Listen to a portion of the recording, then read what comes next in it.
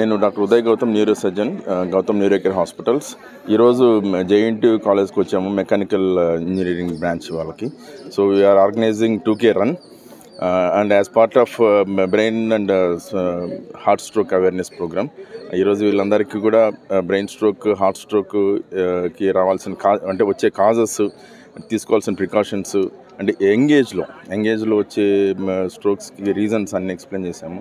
So and ఫిట్నెస్గా ఉండటానికి కానీ ఎటువంటి డైటరీ హ్యాబిట్స్ తీసుకోవాలి కూడా ఎక్స్ప్లెయిన్ చేసాము. I'm so happy as a part of 2K run organised by the mechanical engineering branch, JNTU college of engineering and technology.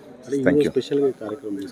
అవునండి, అదే it is strokes అన్నీ కూడా, బ్రెయిన్ స్ట్రోక్స్ కానీ హార్ట్ స్ట్రోక్స్ కానీ ఈ రోజుల్లో అందరూ యంగ్ ఇండివిజువల్స్లో వస్తున్నాయి.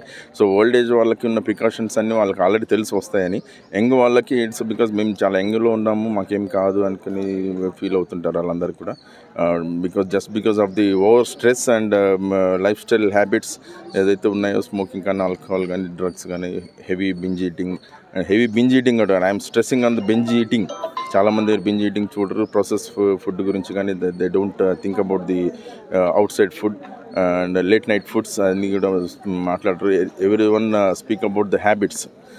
So binge eating is also very dangerous to the health. And exercise చేయకపోవటం, ఫిజికల్ ఫిట్నెస్ లేకపోవడం అనేది కూడా చాలా important. Every day at least minimum 1 hour fitness మీద కాన్సన్ట్రేట్ చేయాలి, అట్లీస్ట్ 5 days a week.